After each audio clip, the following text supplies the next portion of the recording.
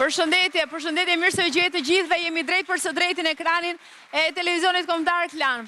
Dhe do ta nisim pjesën e parë në fakt me një material video, sepse jemi në atmosferën e kampionatit botror të futbollit dhe sigurisht momentet televizive ose ato momentet të cilat të rreqin vëmendjen e të gjithëve, impresionojnë, krijojnë emocion, janë të shumta pa diskutim, por mbrëm ka qenë një ndeshje e veçantë, e cila në fakt sot në mëngjes po të shikoje, kishte mbushur të gjitha rrjetet sociale pikërisht për rezultatin dhe për performancën e jashtëzakonshme të Lionel Mesit. Ka qenë dje Argentina, e cila ka shënuar pikërisht 3 gola, duke e bërë Lionel Mesin, pra kapitenin e Argentinës, lojtarin e parë në histori që merr pjesë në 6 kupa bote, duke festuar këtë arritje me një paraqitje spektakolare 3-0 ndaj Algjerisë. Ndaj duam t'i shohim këta 3 gola të Lionel Mesit të shënuar mbrëm natën teksa ne flinim, ose shumë të tjerë që qëndronin zgjuar vetëm për të parë spektaklin e papërsëritshëm të Lionel Mesit. I shohim këto 3 gola? Parë spektakli. Ja vlen të qëndrohet zgjuar natën për të parë ndeshje të tilla dhe një lojtar të këtij niveli dhe të kësaj prerje, siç është unik në llojin e vet dhe i parritshëm Lionel Messi. Edhe jam e sigurt që të gjithë fanët e tij janë të entuziazmuar pafund për këtë spektakël që ai dhuron në të 6-tin kampionat botror futbolli në të cilin ai merr pjesë. Mirë.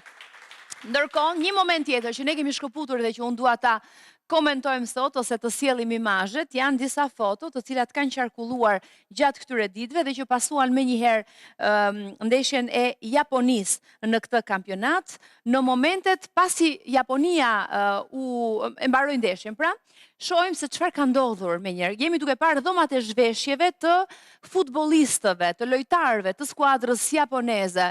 Shikoni çfarë ka ndodhur. Kanë palosur, kanë sistemuar gjithçka në vendin e vet në mënyrë të jashtëzakonshme. Dhe sigurisht që është impresionuese, nuk e shohim të ndodh askund tjetër diçka e tillë, një edukat dhe një rregull e frymëzues, besoj që uroj që të shërbejë si një shembull i mirë për të gjithë ata që i shohin dhe ata që e ndjekin, jo vetëm aty po kudo, ëh?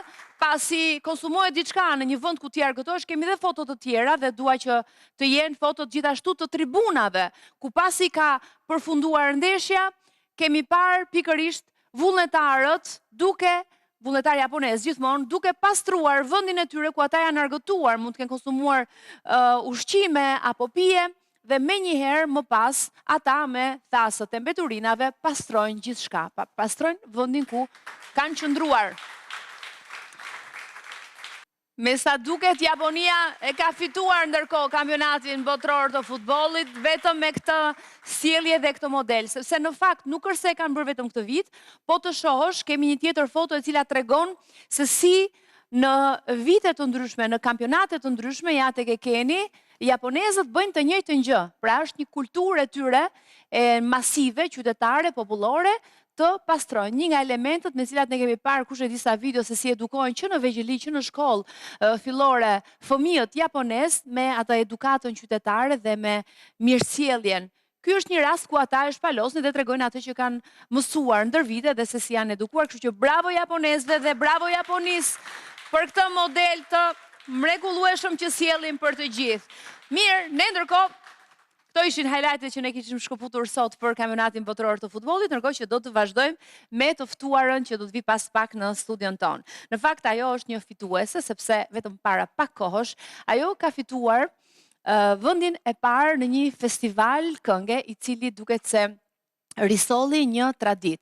Jam e sigurt që të gjithë shqiptarët që e mbajnë mend këngët e Stinës apo festivalet e pranverës janë entuziazmuar kur mësuan që festivali i pranverës do ta rilidhte atë zinxhirin e asaj tradite të bukur pranverore me muzikë shumë rinore dhe e gjitha me një atmosferë të tillë për të ristartuar edhe këtë vit. Në fakt ka qenë një festival i organizuar më së miri, kështu që komplimenta organizatorëve, kemi parë të transmetohet në televizionin publik shqiptar, po si taksa pagues që jemi të gjithë, na intereson gjithçka që ndodh aty dhe përgëzime për këtë organizim shumë të bukur, shumë të freskët dhe shumë pranveror të këtij festivali.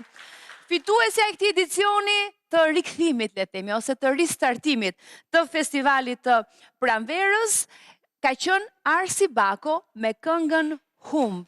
Ne do ta kemi Arsi Bakon pas pak në studio dhe unë dua ta ftoj fillimisht për ta nisur me këngën e saj fituese, pra duke na e performuar këtu në studio dhe më pas do ta kemi në intervistë të ulur në sallonin ton. Arsi Bako me Humb, e presim.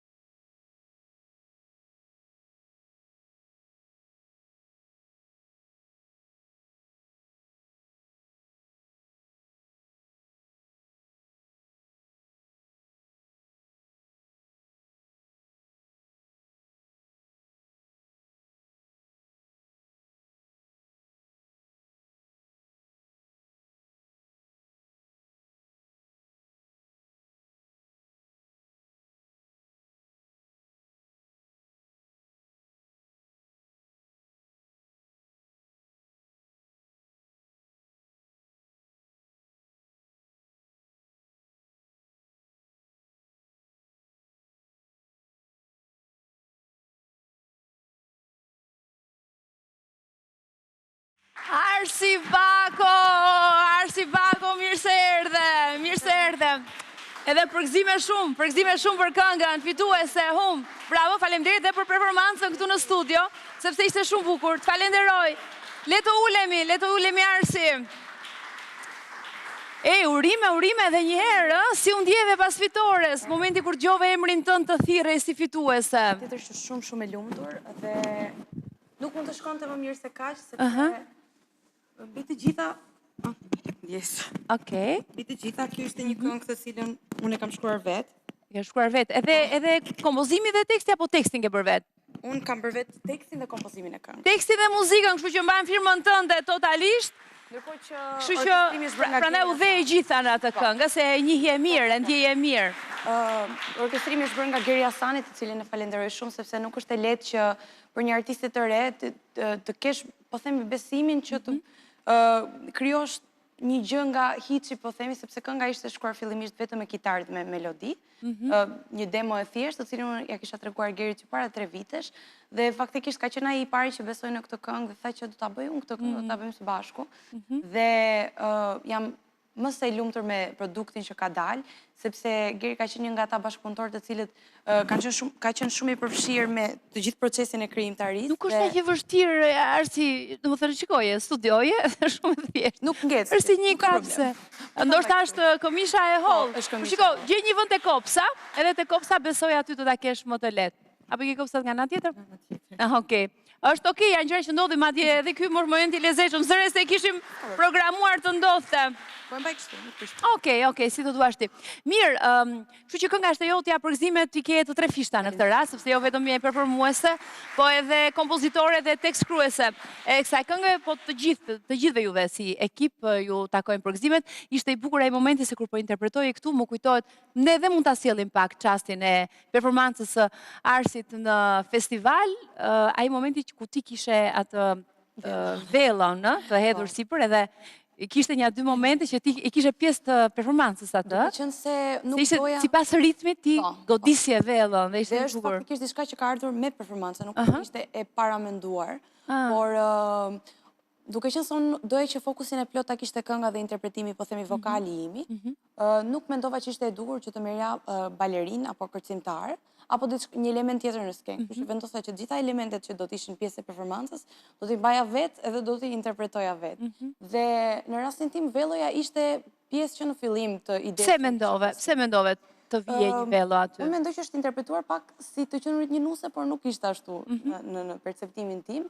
Ishte në fakt më tepër për të krijuar idenë të qenurit në një ëndër, diçka që është edhe transparente, po deri diku edhe pak e sfumuar, diçka e zbardhur, dhe mendoj që velloja i jep ato idenë të qenurit në një ëndër, sepse kënga pak a shumë ato kërkon nga të gjithë.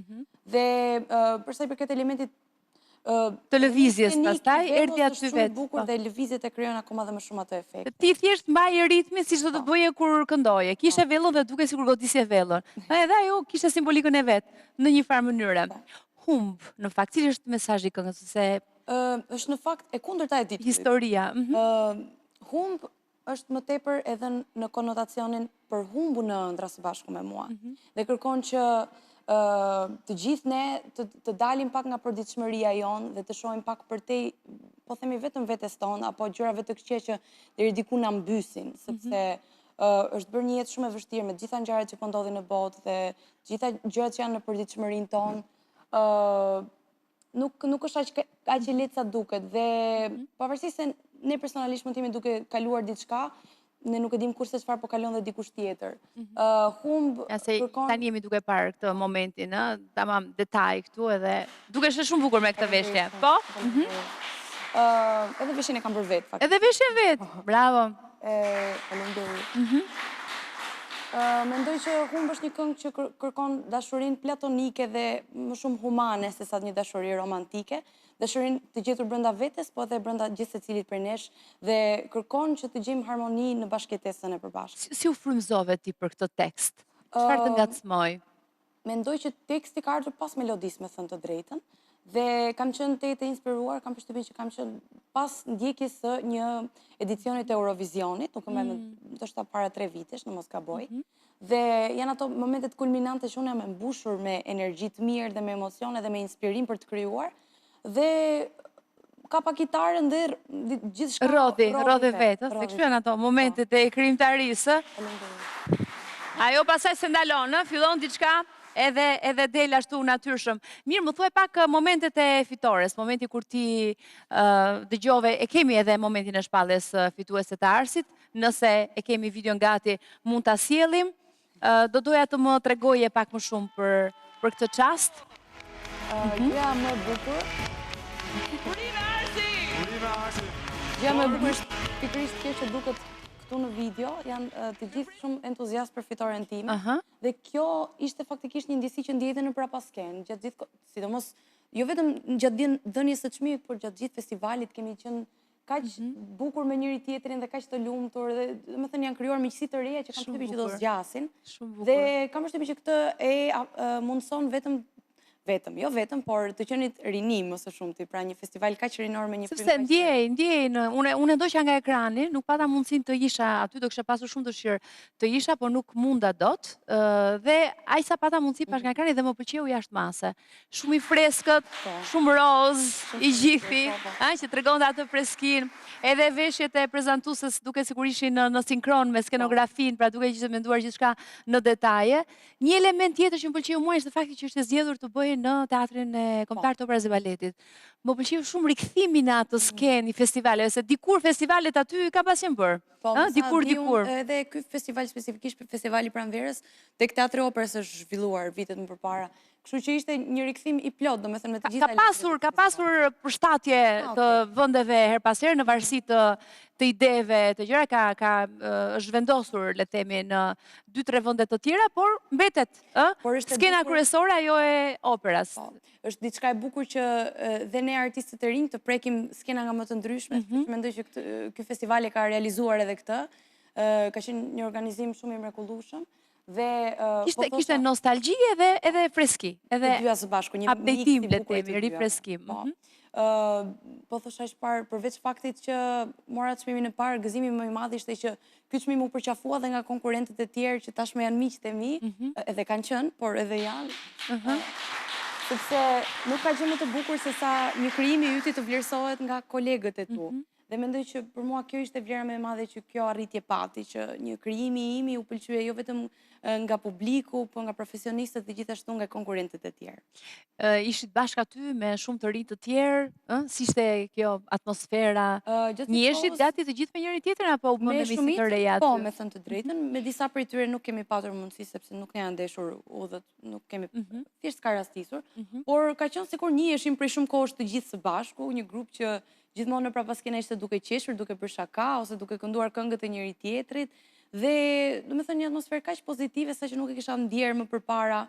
Unë ndjeva shumë e plotësuar mbasi mbaroi festivali dhe shpresoj dhe besoj që dhe konkurrentët e tjerë janë ndjerë po ashtu.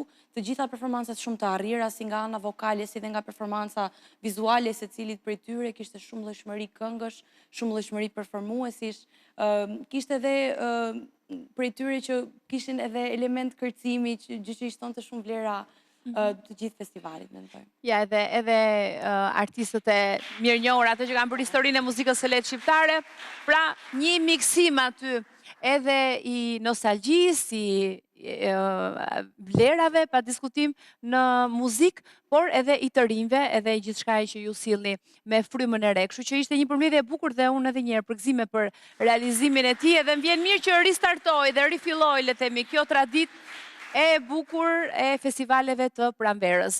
Arsi ti, pak më herët kishe fituar, ne të kemi pasur të ftuar edhe më herët në program, si fituese e festivalit të zhvilluar në Kosovë RTK-s. Ndërkohë, festivali këngës atje.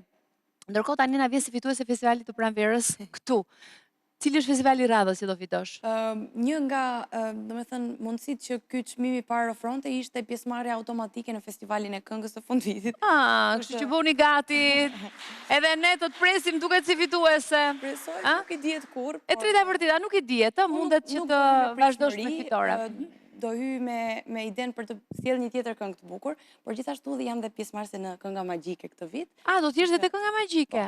Sa bukur. Kam sa gjëra për të përgatitur. Ne do presim edhe do shohim. Unë duroj shumë suksese në këto festivale që ti ke rrugës, ndërkohë të tjera plane për një këngë të re? Besoj gjatë verës do të realizoj dhe diçka, ndonjë single, ndoshta videoklip, po nuk jam shumë e sigurt. Okej, shumë mirë. Duroj shumë suksese. Edhe të falenderoj shumë që erdhe këtu në studio tek ne, edhe suksese në këngë të reja dhe sigurisht në festivalet e radhës si do të kesh përpara. Shumë faleminderit. Faleminderit Arsi. Ne kemi publicitet, kthehemi pas pak.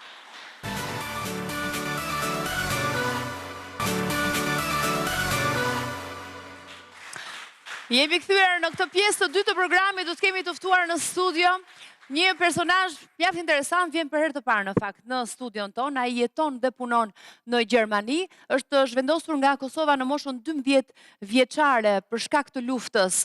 Kanë emigruar familjarisht atje dhe ndërkohë sigurisht historia është shumë e gjatë e tij për të rrëfyer dhe shumë interesante. Aktualisht që flasim, ai është sipërmarrës, është ligjërues, por edhe autor. Ai ka botuar para pak kohësh një libër i cili në fakt është në gjuhën gjermane.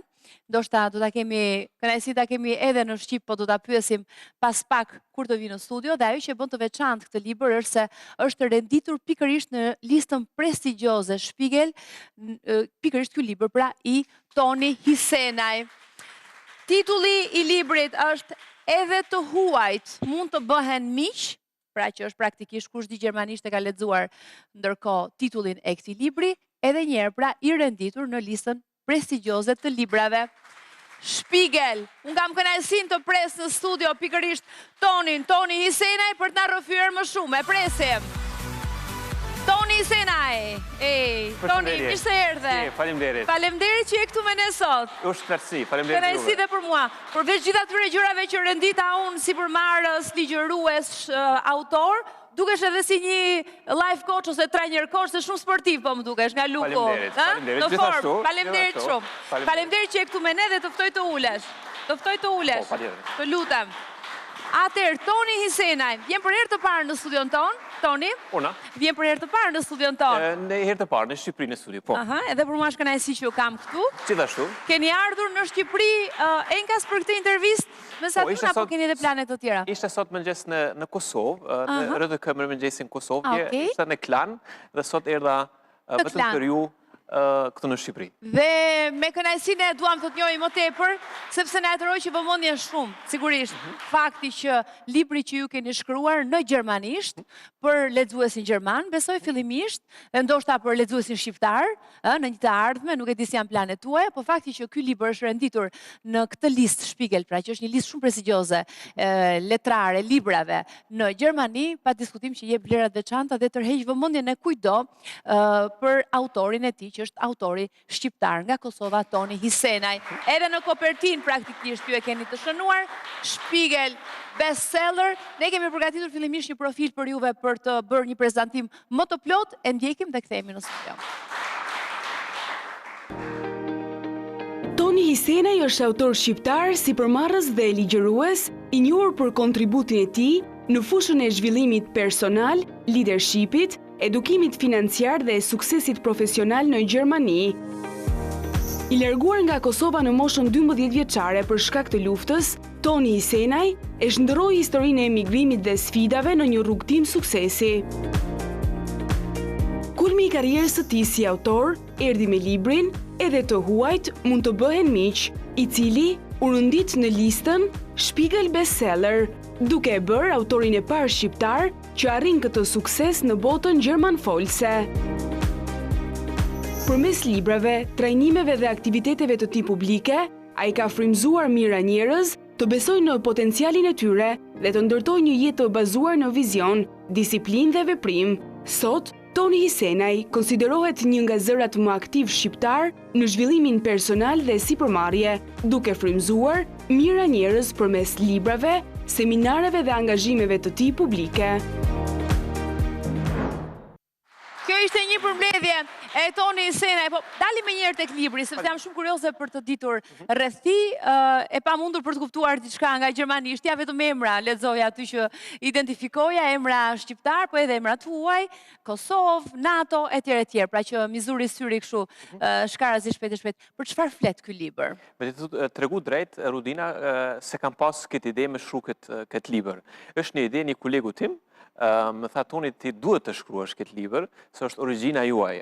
Kështu se fillova ta shkruaj pak historinë time, siç kam ikur nga Kosova. Pra është historia juaj e jetuar drejt për drejt. Historia ime personale, kur ikëm nga lufta me prindët e mi në vitin 1998, atëherë ishte 12 vjeçar. Domethënë asnjë fjalë në gjermanisht nuk e kam ditë. Dhe për shkruan thjesht historinë time personale, po ashtu në Gjermani jetojnë mbi 200 nacionalitete të ndryshme. Dhe me këtë libër kam qëllimin të të ndërtojmë ura njëri me tjetrin, të kemi një respekt njëri me tjetrin, një mirënjohje njëri me tjetrin, një kulturë të përbashkët, se besoj se diversiteti është pasuri e madhe. Patjetër. Dhe nga ana tjetër është dhe sfida më e parë me cilën përballet dikush që emigron, apo jo? Si keni përjetuar ju ato vitet e para, dhe që nuk di asnjë fjalë gjermanisht në fillim, sa e vështirë ka qenë integrimi, përshtatja, shkrirja me vendin e ri ku ju ndaluat? Me të tregu drejt shumë vështirë, se imagjinoj po shkon diku një vend, nuk e din apo rrin, apo kthehesh, sa kemë nejt, ka qenë vitet e para, ka qenë shumë të vështira, po kam një fjali që më thështë gjithmonë gjyshi, më ndonë në mundësi. Po në mundësi, unë nuk e pash në fillim se nuk e disha asnjë fjalë, po vendosë të mësoj gjuhën. Dhe gjuha me hapi dyrt pas dyre, dhe shkollimi dhe tani vazhdova rrugën time. Kështu që le të themi e niste nga gjuha dhe ishte ajo praktikisht që të çeli një botë totalisht të re atje. Si t'u duk Gjermania në fillim? Me të thotë të drejtë, jo mirë. Jo mirë, s'të pëlqeu në fillim. Jo, ne jemi Te kishe lënë lojrat këtu se ke lëvizur në një moshë ku ende luaje jashtë me siguri me bashkëpunëtarët. Ashtu, kam një femëri shumë të bukur që e përjetoj me gjithë zemrën nga Kosova, vinë nga qyteti Skënderaj në Drenicë, aty përfundova shkollën fillore dhe shumë kujtimi marrë me vete, fillimi më duk shumë i vështirë, njerëzit pak më ndryshe, kultura ndryshe, po edhe gjuha, Rudina, kur se din gjuhën, është vështirë me hi edhe me një njeri në komunikim dhe ke shumë vështirë, si për mu, po edhe natyrisht edhe për prindë. Dhe gjermanisht është e vështirë, s'është asgjë e lehtë, nuk mësohet lehtë gjermanishtja. Ashtu është. Më pas ama ju filluat shkollën, studimet, pak nga pak, dhe sot që flasim ju jeni sipërmarrës, ligjërues, edhe keni filluar të shkruani libra, sepse ky nuk është i vetmi me sa di unë? Jo, është e vërtet. Publik janë 3 libra, po kjo është libri më i ri, që është dhe më i suksesshëm. Më i suksesshëm, po. Që është tash. Po ky rrugtim nuk ka qenë i lehtë, se thash tani herë më shku një vend mos më ditë asnjë gjuhë, mos më ditë asnjë fjalë, të integrohesh, o duhet me punu shumë, se prindët e mi atëherë nuk kishin edhe shumë lek, si thojmë në Shqipëri, dhe du shte shumë edhe para shkollës, edhe mas shkollës të punoj, dhe të hecim për para. Ama ti sot je një sipërmarrës, pra si vazhdoj ky rrugtimi personal më pas, i zhvillimit personal, nëse do flasim me termat e profesionit tuaj, sepse një nga profilet tuaja është edhe ai i motivuesit, apo jo, si zhvillues personal, apo jo? Po, për motivues, po edhe për leadership. Edhe sipërmarrje. Po, është e vërtet. Ekonomi, Ekonomi dhe biznes. Po. E vërtet. Ka qenë një rrugtim i mirë, po kam pas edhe fatin që kam pas njerëz që më kanë mbështet. Në fillim ka qenë gjyshim, që më ka përshtet këtu në Kosovë, dhe atje në Gjermani kam pas mentor, do me thonë kam pas mësues, po dhe njerës që kam njoftu që më kanë bështet në këtë rrugtimin tim. Unë isha tani si një leadership me 23 vjetë dhe nuk isha ide fare qysh me odheq një ekip. Tani fillova të mësoja, të bëj trajnime, të mësoj për njerëzve ku janë atu, ku unë kisha dëshirë të udhëtoj, dhe kështu hap pas tere. Po pas 10 vite, kërkoja diçka të re, dhe patëm një ide me shoqen time të bëjmë një prap prej zeros, me thuese, prap pa ditë a kemi sukses apo jo, dhe kështu ja fillum në sipërmarrje, ku udhëheqim sot disa kompani. Të dy bashkë. Flasim pak për librin. Momenti kur ai u përfshi në listën e librave më të shitur, më të lexuar, më të pëlqyer, Spiegel, çfarë ishte për juve ky moment? Si e kujtoni momenti kur e mësuat lajmin, kur u njoftuat për këtë fakt? Ishta, me të thënë drejtën, në shtëpi, ishte në ora 7:30 të mëngjesit, ishte të pi një kafe me shoqen time dhe me thirrën një kolegu imi, tha e kam informatat e reja, tha që urime që i he në Spiegel bestseller. Në atë moment, më rëshqet pak trupi, si thëmë në Kosovë, dhe ndjeva një lehtësi, një mirënjohje, jo veç për mu, por për gjithë familjen time, edhe për gjithë njerëz që më kanë përkra në këtë rrugë, në këtë rrugtim deri sot. Se ishte kaq e rëndësishme për ty të ishe në këtë listë? Nuk ka qenë e rëndësishme, po është një vull i suksesit tënë, një vull i mundësisë tua tonë. Nuk është edhe letë të futesh në këtë listë, se në Gjermani ka ofër 5.000 libra që botohen domethënë çdo muaj. Dhe të jesh në vendin e 13 është... Në vendin e 13? Vendin e 13. është jo vetëm mu për mu, po besoj për gjithë shqiptarët një sukses. Fantastike. Si mendon, si është vlerësuar ky libër në përgjithësi për te historisë, për sa i përket, pra çfarë dominon më shumë në atë që pëlqehet te ky libër, është historia në vetvete apo edhe mënyra e të rrëfyerit? Janë dyat, është natyrisht historia ime, por është edhe ky libër përfundon me një checklist, do të thonë për shtetin gjerman, çka duhet na më bëj më mirë për të huaj që lypin emigrim në Gjermani, të kanë një ndjenjë që janë në shtëpinë vet, po edhe për politikët, po edhe për emigrimi nuk është vetëm një anësh, po është dy anësh, do të thonë ata që vinë dhe ata që shkojnë dikun. Unë sot jam këtu musafir dhe një vetën si në shpiteme, me thonë, dhe kjo do të thonë dy gjëra që duhet më bë përbashkë, do të thonë, është një në anë historia ime personale, po edhe tjetra për shumë njerëz apo që nuk kanë origjinin gjerman, po edhe për ata gjerman që interesohen për diversitetin në Gjermani. Edhe në fakt, sa është e rëndësishëm pikërisht ky lloj bashkëpunimi, ky lloj mirë kuptimi ndërkulturor, sa e lehtëson, le të themi, një dikoj që lëviz, që zhvendoset në një vend të ri, mënyra se si pritet atje dhe sa lufton ai, domethënë, cila është më e rëndësishme ose ku duhet fokusohet më shumë tek mënyra se si ai do të prezantohet, se si ai do të çajë, le të themi, në këtë botë të re, do ta gjejë vendin e vet, hapësirën e vet, apo nga ana tjetër sa rëndësi ka edhe komuniteti ku ti ndalon, mënyra se si të presin. Pra, çfarë diferencë bën një shtet nga një tjetër në luftën tënde për të integruar dhe për të gjetur veten dhe për të bërë shtëpinë tënde në një hapësirë tjetër? Unë besoj kjo shumë varet nga personi individ. Ku shkon diku në gjithmonime dhe mysafirt të dikush, dhe isha këtu në studio para 10 minutave dhe pash si transportuat për kulturën japoneze, si pas lojës, dhe më thonë që kanë pastru kabinën e tjera.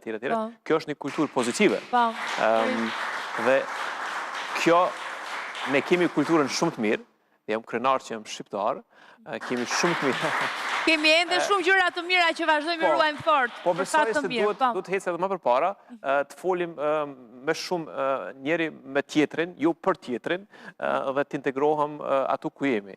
Po ne si shqiptar integrohem shumë shpejt, kudo që jemi në këtë vend botës. Pse? Si e shpjegon ti? Po se jemi të mirë. Të zgjuar. Të zgjuar, bravo. Jemi simpatik, empatik, dim mundëgjin, dim komunikimin, dim mikpritje. Unë shumë herë që vi me kolegë gjerman këtu në Shqipëri apo në Kosovë, thojnë, wow, sa mikprit s'jeni, dhe është e vërtet, dhe kjo është një kulturë që nuk bën të humbim kur. Jemi të ngrohtë, duam komunikimin, duam të socializohemi, dhe kjo reflektohet dhe është një anë që e ndihmon çdo që përpiqet ndoshta të gjej hapësirën e vet diku tjetër edhe t'i bëj të ndërtoj jetën diku tjetër. Mirë, ndërkohë në lidhje me zhvillimin tuaj më pas si sipërmarrës, edhe si ligjërues. Edukimi financiar, thonë ju se flisni për shumë gjëra, ndoshta tema të rëndësishme, zhvillime personale etj. Po më intereson çështja e edukimit financiar sepse ne kemi një lloj deficiencë, një lloj mungese për sa i përket edukimit financiar në përgjithësi. Të paktën ne në Shqipëri, njerëz se ndoshta ju në Kosovë nuk e keni këtë pjesë, ju keni qenë le të themi në një shoqëri kapitaliste gjithmonë. Nuk e keni përjetuar atë që kemi kaluar ne, ku të flisje për paran ishte një lloj tabuje, për paraja shikoj si diçka e pisët dhe që ti nuk duhet të aspiroje në asnjë mënyrë, sepse kështu ka që filozofia dhe edukata që është marrë për 40 vite, 45 vite sa i bie në këtë vend. Ndërkohë kanë ndryshuar gjërat, kuptuam se si bota funksionon ndryshe dhe secili paraja është një formë e përkthimit të suksesit ose që vjen natyrshëm me punën që dikush bën. Sa më shumë të punosh, aq më shumë do fitosh para. Ama vazhdon ende mbetet kjo ky problem që ne kemi në lidhje me perceptimin ndaj paras. Na mungon ajo edukimi financiar i mirëfillt, që në mosha të vogla ne nuk e kemi këtë në Shqipëri. Në Kosovë nuk e di se si funksionon, nëse keni juve diçka të tillë për sa i përket moshave të vogla në lidhje me edukimin financiar, mënyra se si të bëhet para, si kursehen parat, pra të edukohen në këtë pikë. Çfarë mund të themi ne për teleshikuesit që po na ndjekin në këtë moment? Sa është i rëndësishëm edukimi financiar për një individ? Dhe kur duhet filloj ai? Sa më herët, sa më parë, në Kosovë vetëm që shëmbaj mend unë është në shtëpi, do me thonë në kulturën në shtëpi ku je, ku banon, po jo në shkollë. Po kjo është një problem që nuk është vetëm besoj në Shqipëri, po është edhe në shumë vende tjera. Dhe sa më herët mësosh qysh e menaxhon parën, aq më mirë është për ty si person. Kam një thënie që kam tash në kokë nga Jim Rohn, është një trener që ka qenë në Amerikë me të parë. Ne nënvlerësojmë mundësitë që mundëm me arrit me afat gjatë dhe i mbi vlerësojmë gjërat që mundëm me arrit me afat shkurt. Do me thonë, tash për tash nuk ka asgjë. Do me thonë, duhet edhe pak durim. Edhe parja duhet të kesh një sistem kënë po shumë njerëz, si që vrej unë, nuk e bëjnë një punë për shembull me qef, që shtojmë nga Kosova, me dëshirë. Do me thonë, është tema në më parë, nëse do më ba dikush që ke pare, duhet të gjesh vetën, të bësh diçka që nuk është punë, do me thonë punë e palodhur, kjo është numër 1. Numër 2, besoj që është me ditë sa pare e ke për shembull në muaj, çka është investimi juaj fix, që e ke, që donë me harxhu, dhe çfarë investimi do i bën. Por investimi më i madh, sipas provojës time personale, është investimi tek vetvetja. Do me thonë të zhvillohem, të mësojmë gjëra edhe të reja. Se në atë moment kur ne nuk zhvillohem si personalitet, do me thonë rrim në atë nivel. Do me thonë, besoj këto gjërat që duhet me ditë. Do me thonë, nuk është vetëm një strategji, po duhet edhe një punë që të bën pa lodhur, që bën me qef që shtojmë me dëshirë. Patjetër. Ata që flasin për edukimin financiar, gjithmonë të japin ide sikur vetë e kanë dhënë provat me kohë dhe duhet të jenë super të suksesshëm në këtë pikë. Dhe tani kanë mësuar aq shumë nga jeta dhe eksperiencat e veta në biznes, sa tani mund t'japin edhe këshilla. Është kështu gjithmonë? Pra janë shumë të pastur ata që flasin për edukimin financiar? Po, pasuria është... Se bie që ata t'i dinë të gjitha sekretet e kësaj loje. Po, pasuria është shumë ansh. Për mua është pasuria më e madhe, është shëndeti dhe familja. Do të thotë kjo është bazike. Po. Se një dhe shumë njerëz që kanë shumë pare, por nuk janë të lumtur. Do me thonë, nuk kam... Patjetër. Pare është shumë çka, po jo gjithçka në jetën tonë. Do me thonë, është një rol shumë i mirë dhe shumë njerëz... Në këtë kuadër, për shembull, i bie që edhe të hash shëndetshëm është një lloj edukimi financiar. Kështu i bie. E bukur kjo, si u duk. Mirë, po dalim tek edukimi financiar i mirëfillt. Pra na jep disa këshilla të drejtë për drejta në lidhje me ato që ne duhet kemi parasysh për sa i përket shpenzimeve, kursimeve, si të shumojmë të ardhurat tona. Është një formulë shumë bazike që kam përdorur gjithmonë, 1/3. Do me thonë, nëse ki për 1.000 euro e ki një rrogë, e ki ardhët të tua, do me thonë, cost of fix do t'jetë maksimal 1/3. Do me thonë 33%, përbën 333 euro. Do me thonë fix, ku e ke banesin ose shtëpinë që thonë ju, do me thonë 1/3. 1/3 të jenë gjërat për ushqimore, për... Pra ndajmë 1/3 të ardhurave për këto? Për këto shpenzime? Po, do me thonë 1/3 për shpenzimet tua që e ke me ushqim, rroba, etjera. Dhe 1/3 kishte qenë shumë mirë që shtojmë nga Kosova mi kursy, po edhe me investu, jo vetëm mi kursy, se inflacioni... Edhe nga Shqipëria e themi njësoj, me kursy dhe me investu. Po. Shumë mirë. 1/3, po. Do të thonë me kursy, po edhe me investu. Në thash edhe para, me para që e ceka, investimi më i madh që është dhe më i vlefshëm është të investosh në vetveten. Se Albert Einstein ka thënë atëherë, është vetëm një gjë që është më e shtrenjtë, është jo shkollimi. Do të thonë të ecësh përpara të mësojsh, sot ki shumë gjëra që mundesh me mësu shumë shpejt, si më përpara. Para 10 vitesh, 20 vitesh, ka pas internet, sot e ki artificial inteligjencën artificiale, mund është internet, mund është me shok, mund është shumë gjëra me gjithë ma shpejt. Dhe mësë të investosh, ju vetëm me të vetën tani mas një kohë, po dhe gjëra që ja vlenë. Bukur. Librin që ti ke shkruar në gjermanisht, që edhe njerë titulli ishte edhe të huajt mund të bëhen miq, do ta përkthesh në gjuhë shqipe?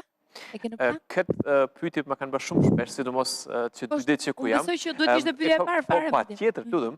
Ku mba dje vendosa të shkruaj një email në shtëpinë e botuesit, se ajo domethënë që e ka marrë përgjegjësi këtë libër me botu. E kom qitë kërkesën, besoj dhe shpresoj shumë shpejt. Që t'jetë edhe i përkthyer, sepse do ishim kurios ta lexonim edhe të mësonim më shumë për historinë tënde, një histori që nis herët apo jo, më pas apo nis në të 12-tat e tua kur ju lëvizni? Besoj themelimin e kom pas si fëmijë, dhe tani pas 12 vete një rrugtim krejtësisht të ri, pa asnjë gjë, po tani prap edhe një change para 10 vite kur e vendosa më shku në drejtimin tjetër se si për Mars. Domethënë kjo është historia që përshkruan. Dhe ne do ishim shumë kurios ta lexonim dhe unë pres ta kemi edhe në gjuhën shqipe. Toni. Faleminderit. Toni, të falenderoj shumë që ishe me ne. Toni Senaj, unë të uroj shumë suksese. Faleminderit. Edhe të uroj më të mirat. Shijoj e kohën që je këtej në Shqipëri, në Kosovë, edhe suksese edhe në angazhimet e tua të tjera. Ishte mersi. Faleminderit. Faleminderit edhe për neve. Mirë, kemi publicitet, kthehemi pas pak.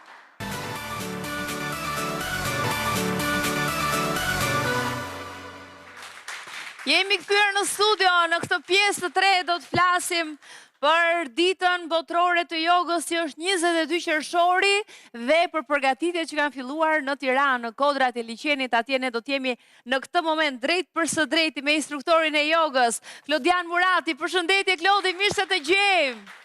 Një super përshëndetje Rodina, një super përshëndetje të tërëve dhe ju uroj një super mbasdite, të jeni në super form. Faleminderit dhe sa bukur dukesh aty me atë sfond të gjelbërt. Nga pas... Po dëgjoj, kush është ai që nuk duket bukur kur është në kontakt me nënën natyrë? Ke të drejt. Atëherë, 22 qershori është dita botërore ndërkombëtare e jogës dhe ti çdo vit praktikisht organizon evente të ndryshme në kuadër të kësaj dite të sportit të jogës në vetvete, i cili është një nga sportet më të mira dhe më të bukura, më të lehta, besoj unë apo jo, apo ka vështirësitë e veta? Na tregon diçka. Atëhere, le të themi yoga vetë si praktik është një nga praktikat që i përshtatet çfarë do lloj moshe, çfarë do lloj niveli. Pra, ke një yoga të lehtë, por ke edhe një yoga domethënë goxha të vështirë. Kështu që në varësi të praktikës, për sa kohë vite kanë njerëz që praktikojnë, por që sigurisht yoga domethënë i përshtatet çfarë do lloj niveli, le të themi fizik, njerëzit mund të kenë problematika të ndryshme. Më thuaj pak, ky është i 10 vit radhazi që ti organizon festën ndërkombëtare të jogës, pra ditën ndërkombëtare me këto eventet e tua. E kujton, ti praktikisht çdo ditë tënden e ke të dedikuar, sepse jeta jote është e lidhur me jogën në përgjithësi, është pjesë e stilit tënd të jetesës, pa diskutim, por kjo ditë është e veçantë. Çfarë ke menduar ti për 22 qershorin e këtij viti? Atëhere, që të theksoj, sepse disa njerëz mund thonë, po ç'ne me 22 se është me 21. Sigurisht, pra dita ndërkombëtare e jogës është vendosur pra që festohet në ditën me 21 qershor, që është kjo solicitime pra dita më e gjatë e vitit. Unë e kam vendosur ta bëj me 22 në mënyrë që t'i jap mundësinë njerëzve, sepse dim që të dielën do jenë ai çika edhe në plazh. Edhe një pjesë e madhe filluan Klodi, të lutem të bësh çik të hënën që të vim edhe ta shijojmë pra. Kjo është arsyeja pse unë kam zgjedhur që ta bëj të hënën. Në mënyrë që të vinë njerëzit ta përqafojnë këtë praktikë dhe ata që nuk kanë bërë asnjëherë yoga. Meqenëse është një aktivitet falas, është i hapur për gjithëkënd dhe njerëzit që thonë që bëj yoga, po se bëj dot unë se jam mbi peshë, se bëj dot se janë në moshë. Pra, është një aktivitet që njerëzit të vinë, ta provojnë, ta shijojnë dhe shikojnë që yoga është një nga ato veshjet që i përshtatet gjithkujt. Pra, është viti 10. Është viti 10 që unë organizoj këtë fest dhe sigurisht unë ndihem i privilegjuar që kur jam kthyer në Shqipëri, pra unë po bëj plot 10 vite që jam kthyer në atë për të kontribuar, për ta përhapur sa më shumë këtë praktik, e cila them përderisa më ka ndryshuar shëndetin mua, jo vetëm në aspektin fizik, por dhe atë mendor, emocional, atëherë them kjo gjë që më ka transformuar mua në formën më të mirë, më frymëzuese dhe pozitive, them them përse jo mos ta përhap dhe këtë sa do pak tek qytetarët e mi, do më thënë tek patriotët e mi. Dhe në fakt, tani që kanë kaluar 10 vite, që ose nëse referohemi vetëm organizimeve të këtij eventi, po ti ke shumë vite që merresh me jogën. Si ka ndryshuar në fakt perceptimi për jogën në Shqipëri dhe sa shumë kanë filluar ta praktikojnë shqiptarët? Pra si ka evoluar me vitet praktika e jogës edhe përqafimi i jogës, si filozofi në vetvete dhe më pas edhe si aktivitet fizik në farë mënyrë në këndvështrimin tënd, në vëzhgimin tënd? Po, dëgjoj, Rudi, kur jam kthyer në fillim në Shqipëri, le të themi me njohuritë e mia, çfarë kam dëgjuar dhe bie, isha le të themi i vetmi ose i pari mashkull, profesor joge, sepse gjithë pjesa më e madhe le të themi, ato që doja ishin femra. Dhe sigurisht ishte kjo, domethënë që ua, mashkull. Dhe por çështja është që themun, ajo që ka e thënë këtë pjesën e akullit, pra kur, le themi, kur profesori është mashkull dhe praktikuesit janë femra, sepse në njëherë dhe femra me femër janë që këto xhelozit, ja u bë kjo tani, po e bën më mirë nga unë, apo po ta di. Dhe ajo që ka bërë jogën ta përqafojnë akoma më shumë, ka qenë pas Covidit. Sepse për gjatë Covidit, pra një nga praktikat, le themi, të gjithë aktivitetet sportive ishin të këshillueshme, por yoga që një nga ato aktivitete, sepse nuk ishte problemi vetëm fizik për gjatë pandemisë, problemi më i madh ishte mendor. Dhe yoga ishte një nga ato që këshillohej më tepër. Dhe njerëzit u futën, pra unë për gjatë gjithë karantinës kam qenë çdo ditë online, në mëngjes dhe në mbasdite. Dhe mbasi përfundoi karantina, ajo çka e ka bërë, le të themi, dhe që mua më jep një emocion shumë ndryshe, është që janë shtuar tej mase meshkujt shqiptar që po bëjnë yoga. Dhe për mua kjo është një... Ata nuk e kanë problem që e kanë koçin e tyre mashkull? Se ti the që kur janë të kundërta funksionon më mirë. Si ka ecur deri tani? Po funksionon më mirë, sepse është vështirë që meshkujt të kenë këtë xhelozin tek njëri tjetri. Ky pse ka një çik turp më të mirë nga unë. Kam përshtypjen që i parashikon më shumë se ç'duhet. Gratë, kam përshtypjen, duhet bëjmë një seancë edhe këtu në program tjetër, përveç jogës tënde atje. Jam pro kësaj gjëje. Po nuk është se them unë, domethënë janë gjëra, domethënë që janë të dukshme. Ta falim se jeni ato euforinë e përgatitjeve të eventit. Klodi, më thuaj pak, do t'i ftosh të gjithë? Në këfton ti që të marrë pjesë në të hënën, pra i bie, është ditë e hënë apo jo, 22 qershor? Është ditë e hënë. Po, është një ditë e hënë, 22 qershor, ora 18:00, tek fushat e liçenit, siç e shikoni, besoj se dini, ku janë pranë, ku janë vëllezërit Frashëri, sepse një pjesë referon në këtë lloj forme. Unë ftoj gjithëkënd, çfarëdo lloj moshe, gjinie, por dhe ngjyre, sepse yoga nuk njeh dhe nuk diskriminon asnjë nga këto. Domethënë yoga është një nga ato disiplinat që i përshtatet gjithkujt. Pra, unë i ftoj njerëzit që të vinë të marrin pjesë në këtë fest, do e quaja unë, pra në këtë jubile, një dekadë, ku jo vetëm do mësojnë se si bëhet yoga, por atë çka do mësojnë atë ditë është si funksionon ky mekanizëm. Pra ky tempull, të mësojnë mbi artin e frymarrjes. Frymarrja e cila është jeta jonë, frymarrja e cila menaxhon, të mëson se si të menaxhosh emocionet tona, energjinë tonë, mendimet tona, por mbi të gjitha do ketë disa teknika frymarrje, se jemi tani gradualisht po shkojmë në kulmin e vapës, janë disa teknika frymarrje të cilat bëhen vetëm në natyrë dhe në det, që do mësojnë atë ditë si të freskojnë trupin e tyre në mënyrë të shëndetshme. Atëherë na mëso, me që jemi këtu, drejt për së drejti, një nga ato teknika na thuaj shpejt e shpejt në fund të kësaj bisede. Atëherë, me që jemi në kohë të ngrohta dhe temperaturat larta. Shpejt si sikla. Njëra është ajo rrotullimi i gjuhës që këtë ta kam demonstruar në tub. Kjo, tu. Pra marrim frym me gjuhë, e nxjerrim po me gjuhë. Dhe ikon vapa nëse bëjmë këtë. Ikon vapa. A u freskohet trupi. Një teknikë tjetër, kush nuk e bën dot gjuhën në tub, mund të marrë frym me dhëmbë. Pra dhe kjo është shumë freskuese, por please, jo në ambient ku keni air conditioner dhe jo në ambient që ka pluhur, ka ndotje. Siguroni të jeni në natyrë dhe në det. Janë dy momentet para se të konsumoni një gjë të ftohtë. Bëni 10-15 përsëritjet e tilla dhe do shikoni që të kemi në studio herë tjetër do ta i përsërisësh këto teknika se na u dukën shumë interesante, po jo dhe aq të lehta. Me knajsi më të madhe. Të falenderoj shumë që ishe në lidhje me ne sepse duhet ta mbyll Klodi, të uroj shumë suksese për të hënën. 22 qershor festohet Dita Ndërkombëtare e Jogës në Tiranë. Faleminderit që ishe me ne, Klodi, faleminderit të gjithëve që na ndoqët. Do të qihemi sërish nesër, kalofshi mirë.